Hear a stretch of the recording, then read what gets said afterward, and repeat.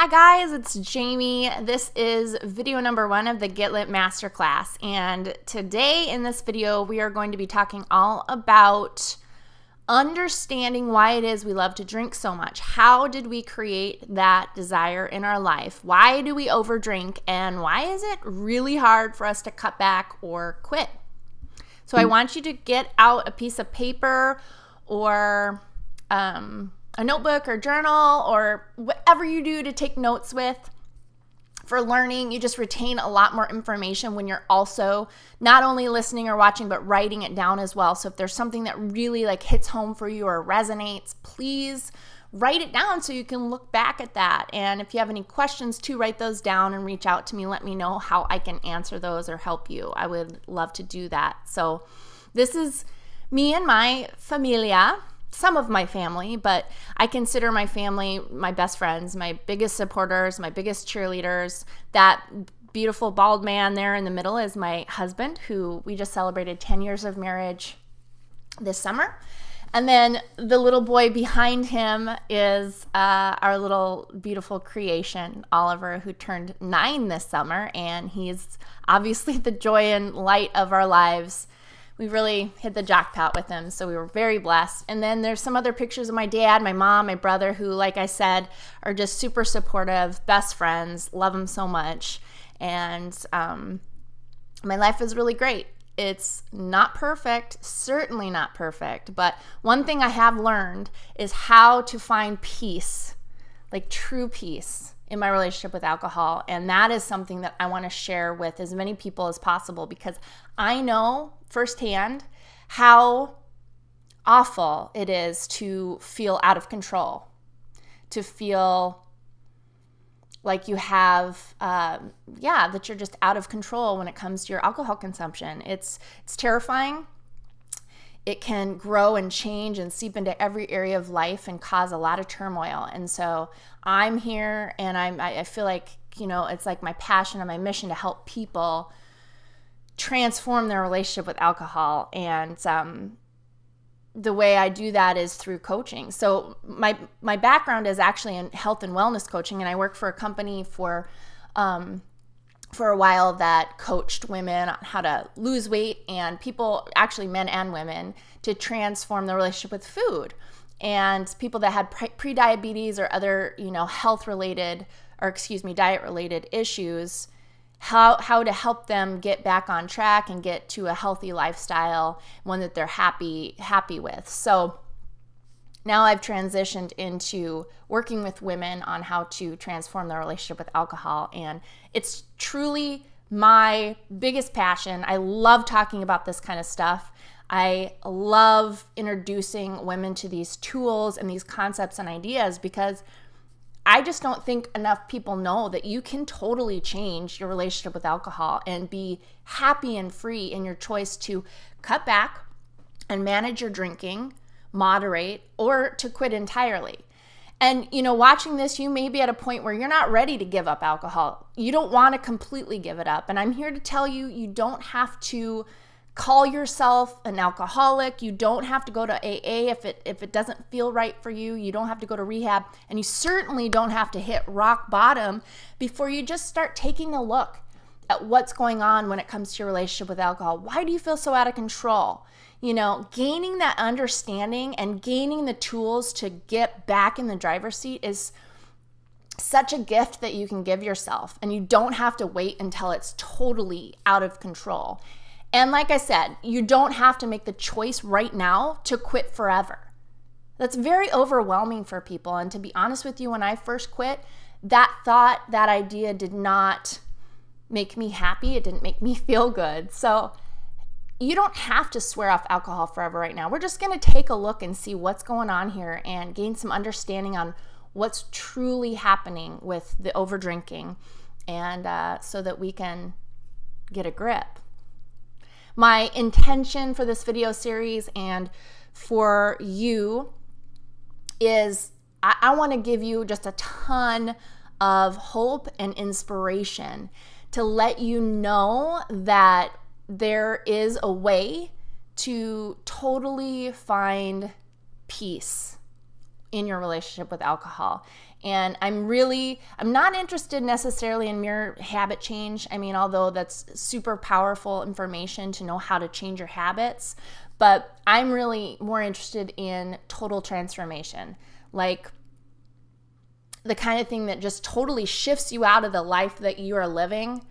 And if it's not working for you, I want to show you how to transform your life into a life that you love and that feels good and that is empowering and that feels like your true essence and your true self is coming out, right? That quote up in the upper right there, often it's the deepest pain which empowers you to grow into your higher self or your highest self. And I believe that 100%.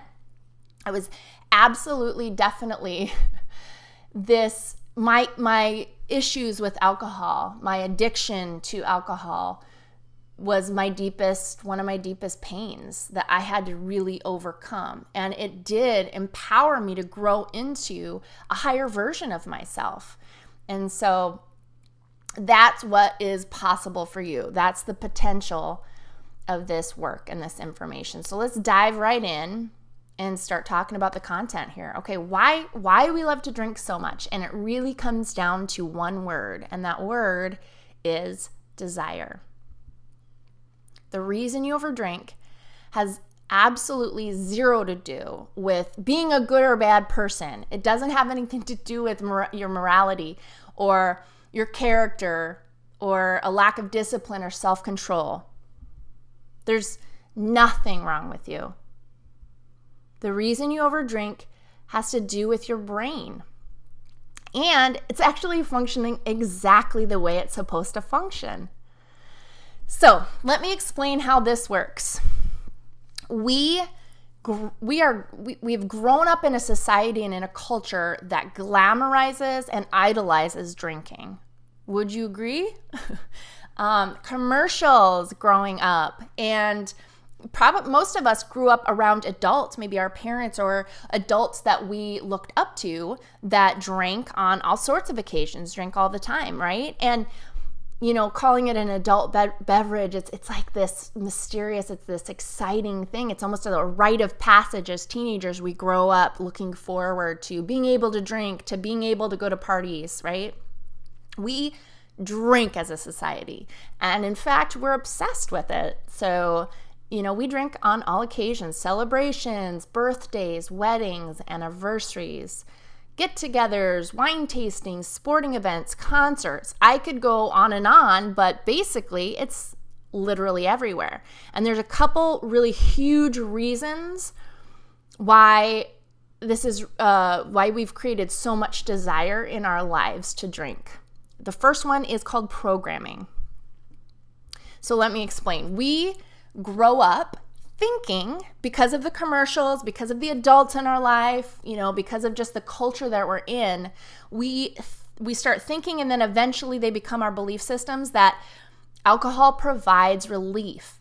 It's relaxing. Alcohol's sophisticated. It's romantic. Normal people who are in control can drink. It's fun. It's celebratory. Alcohol relieves my stress and my anxiety. It helps me with my anxiety. It helps me fall asleep. It turns off my brain. I deserve a drink. And when our thoughts are combined with our emotions or feelings, they actually become stronger. So I'm going to talk more about that later, but the reality is our thoughts actually create our feelings or emotions. I use those two words interchangeably. Feelings and emotions are the same thing, right? But when these thoughts and emotions are repeated over and over and over, they become deeply rooted in our subconscious, and they become our belief systems that begin to run our lives. The belief systems that we hold are, the actions that we take are a direct result of the belief systems that we hold. And then the results that we get are a direct reflection of our actions, right? The second reason why we've created so much desire to drink is called dopamine. And dopamine is the feel-good chemical. It's one of the feel-good chemicals, right? Or it's actually a neurotransmitter, to be technical, and it helps control the brain's reward and pleasure centers. And it also helps regulate movement and emotional responses. So it enables us not only to see the rewards, but also to take action to move towards them. So let me explain. That primitive, we've all heard that there's like the primitive part of our brain, and then there's the higher cognitive part of our brain, right? But it's that primitive part of our brain that has evolved to put survival at the top of the list. So that part of our brain is all about three things: seeking pleasure, avoiding pain, and being as efficient as possible. So as we've evolved, our brain provides a reward to perpetuate survival, right? So back when we needed to stay alive as a species, things like sex and warmth, food, connection, achievement were really, really important. And so our brain provided us a reward, and that reward was dopamine. So what happens is our brain gives us a little bit of dopamine every time we do one of these activities, right? And that provides a feedback loop. So we start craving these things when we don't have them. Now I want you to fast forward to today, and we've got all sorts of things that give us artificial pleasure and a huge flood of dopamine. Things like cocaine, heroin, alcohol, sugar, porn, shopping, gambling, social media, and it feels like our brain says, okay, if a little dopamine's good, then a lot must be really, really good. Dopamine in the brain is linked to survival. So when we feel a rush of dopamine, our primitive brain thinks, oh, this is really good. This is really important. It's keeping us alive. Our brains haven't evolved to accommodate these concentrated amounts of dopamine that are released during these activities. And that's the problem. So what the brain does, for example, is when you drink a lot of alcohol, it's given such an influx of dopamine that it starts to try to accommodate itself so it doesn't get totally overloaded all the time, right? So it downregulates these dopamine receptors in your brain, but the problem is it doesn't downregulate your desire. So what's happening is it's taking even more alcohol to get the same effect. And this does not mean necessarily that you have a disease, right? It doesn't mean that there's something wrong with your brain. All it means is you've taught your brain how that these substances, the substance of alcohol, is super important. And your brain wants to remind you that it's learned its lesson and that we need this for survival. So the more that you do it, the more that you listen to that craving and that urge, and you drink, the more you repeat it, the stronger that desire gets until it becomes eventually the only thing that matters to the brain, right? So essentially, reward is the key to desire. And the good news is desire is actually self-taught. We are the ones that programmed our brains to desire certain things like alcohol through our thoughts, the rewards that we get, and through repetition. So this right here is called the habit loop. Number one, we start with a cue or a trigger, right? Something like maybe an uncomfortable feeling or a time of day. It can really be anything. It can be maybe you have a glass of wine, you start drinking in the evening as you're making dinner for your family. So that would be the cue. The cue or the trigger would be, I'm cooking dinner now, and your brain knows that you drink wine during that time. So the craving starts, right? Because you go into that routine of giving your brain that alcohol. It releases the dopamine and you find relief, you feel better, you feel good, and you repeat that over and over until it becomes really, really, really strong desire. So your brain has also learned that if something that we repeat, this is something we repeat, we get rewarded for, and your brain, that primitive part of your brain thinks, well, this must be associated with survival because there's dopamine involved, right? So we need more of it. It's trying to do its job. It's trying to keep you alive. It's trying to keep you moving towards pleasure, moving away from pain, and it's providing that habit loop. It's getting you into that ingrained habit loop, which it loves too. So this is why you've created what seems like an involuntary or overwhelming desire to drink. So the analogy I like to use is of a gravel road. And I'm sure many of you guys, I'm sure you've probably traveled on an unpaved gravel road before.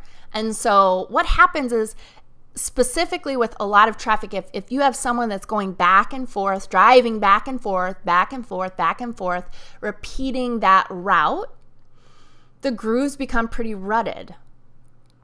And of course, what happens when the grooves are super rutted is the wheels of the car go directly into those ruts.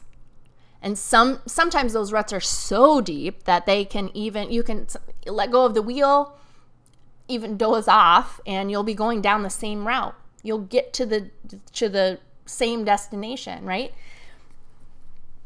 So a rut is also a patterned way of thinking, feeling, or acting or behaving that's become so automatic or routine that it's almost mindless, right? It's that habit loop. You have fallen into a rut and you've practiced driving that way so many times that if you're not paying attention, which most of us aren't, or we don't have the information or the understanding, we're just continually falling into those ruts and then wondering why we're going to the same place every time, why we're getting the same results over and over. It's because when you think and you feel and you behave the same way, you're going to get the same results. So a rut is simply a signal that it's time to wake up, okay? So if you don't like where you're going, if you don't like the final destination, then you can change it. But if you're continually finding yourself falling into those drinking ruts, right, those habit loops of drinking where you're getting triggered and you're following up with a drink, you're getting that relief and that reward, but it's perpetuating and you're getting results that you don't want or you don't like, all it means is it's just time to wake up. It's time to be aware. You're not a good or bad person. This doesn't mean you don't have any self-control. It simply means that your brain has created a groove, a patterned way of behaving, which is what brains do. And you need to be aware and you need to make a conscious choice. And I'm going to show you how to do that, okay, in the next video. But so the reason we overdrink, to answer that first question, why do we overdrink? It's because we seriously have a double whammy going on. We've got these deeply ingrained unconscious thought processes on repeat since birth. Alcohol's fun.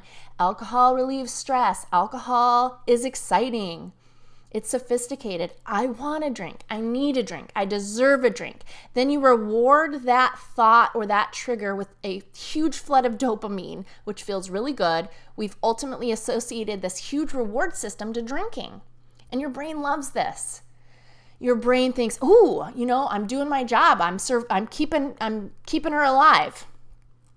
And avoiding pain and seeking pleasure and being efficient all at the same time. You're not out of control, okay? It might feel like you're out of control. It might feel like these patterns are involuntary, but the truth is you've simply programmed yourself to desire alcohol. And the wonderful news is that if you're the one that programmed yourself to desire, you can also reprogram yourself to unlearn that desire. How exciting is that? And I'm going to explain how to do that in just a minute, but first I want to address one more reason why it's so hard for us to cut back or quit drinking. And what it comes down to is cognitive dissonance.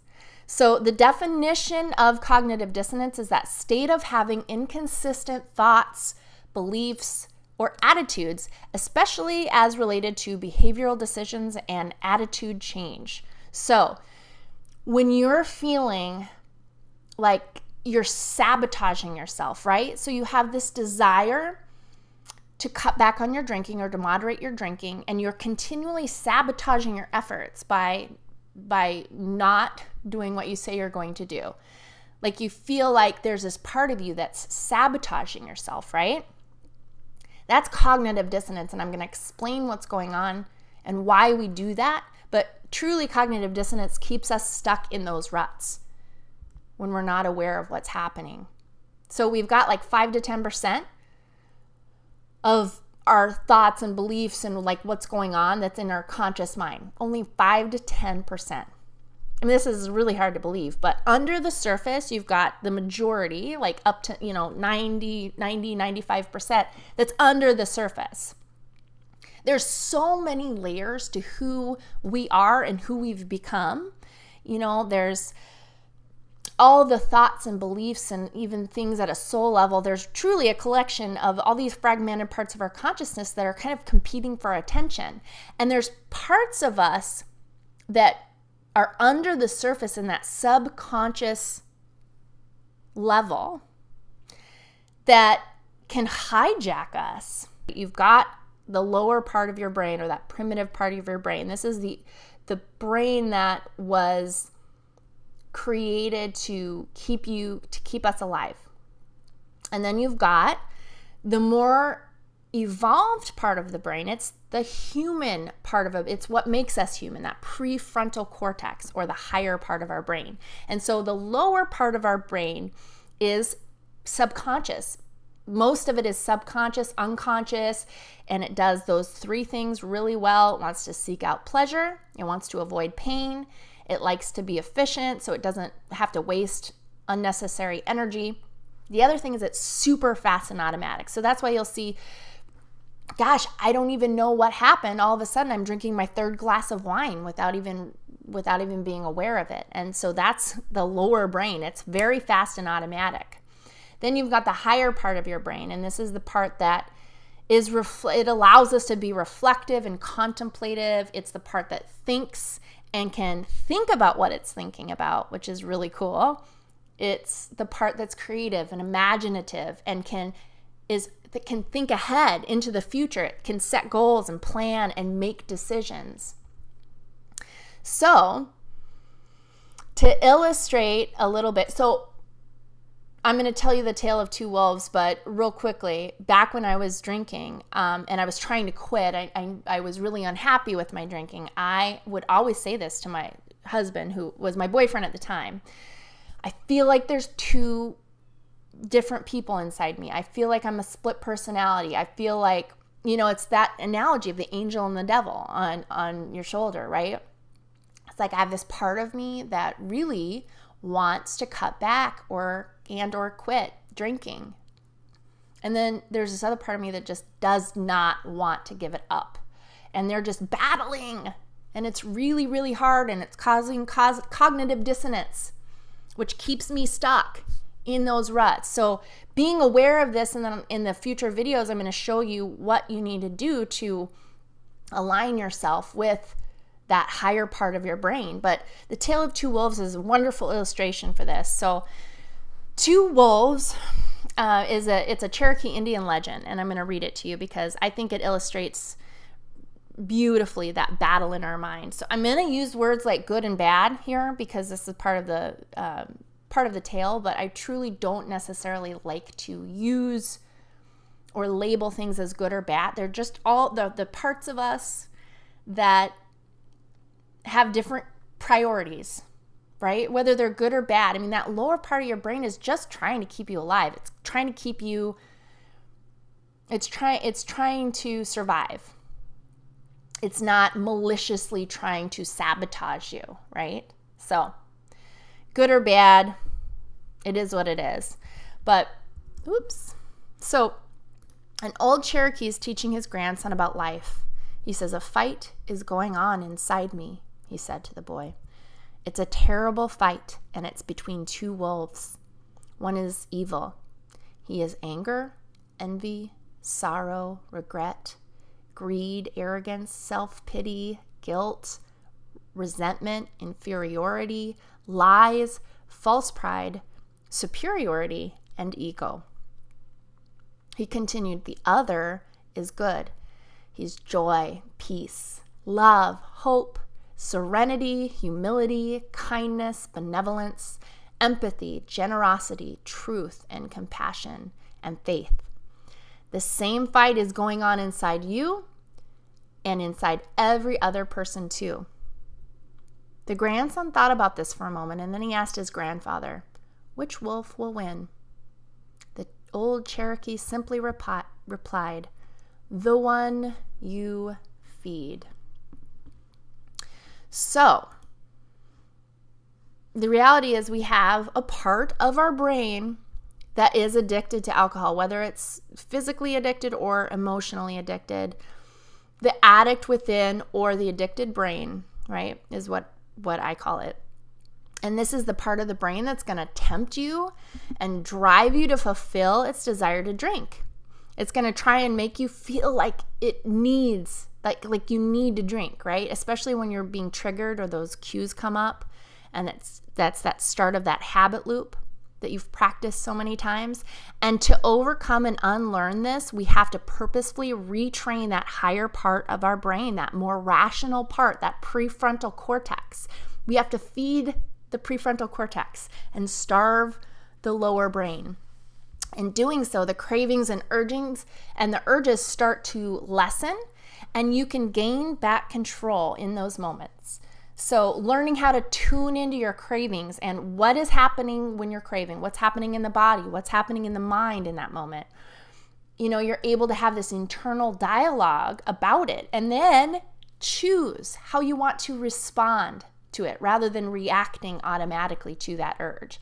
And eventually, the more and more that you practice being aware and using some of these tools and techniques that I'm going to be sharing in the next video, the more you practice that, the less the urges and the cravings are going to lessen, and eventually disappear. They will disappear if you practice this. I promise you. So don't feed the bad wolf. No, we have to learn to come to our center and be grounded and live from our hearts. So part of my program, my 6-week Get Lit program, we're going to be really diving into, what is it that feeds that part of us, that bad wolf or whatever, right? The addict within us. What are the things that feed it? And what are the things that feed our highest self? What are the things that feed that good wolf? Okay? So one thing that I actually didn't mention before, but something that I find really, really interesting that actually really ramps down the prefrontal cortex and kind of freezes that is stress. And in fact, even just a little bit of stress can really lower the prefrontal cortex's ability to kind of help you out in situations like that. So one of the things, for example, that needs to be done if you want a really strong higher brain, if you want to beat out that lower brain, is we have to start looking at the areas of our life that create stress and anxiety, and how do we lessen those things that give us how do we lower our stress levels, lower our anxiety, so that we can give our prefrontal cortex more of a chance to really make the choices for us, to strengthen that prefrontal cortex. So other things like meditation and getting into flow state, that's all prefrontal cortex. That's all stuff that strengthens the prefrontal cortex. So, really developing, in addition, kind of on a spiritual level, we want to develop a relationship with that internal guidance system, that part of us that wants to live into our potential and live into the highest version of ourselves, and really developing the skill to know what's truly going on for us and where it's coming from. Is it coming from the lower part of us, or is it coming from the higher part of us? So we are able to self-assess and really make decisions and live our lives based out of the heart and really connected to our mojo and our juice, rather than letting the lower part of our brain take over and lead us in a direction that we don't want to go. So in the next video, we're going to talk more about unlearning the desire, and really specifically, what steps do you have to take to unlearn the desire to drink.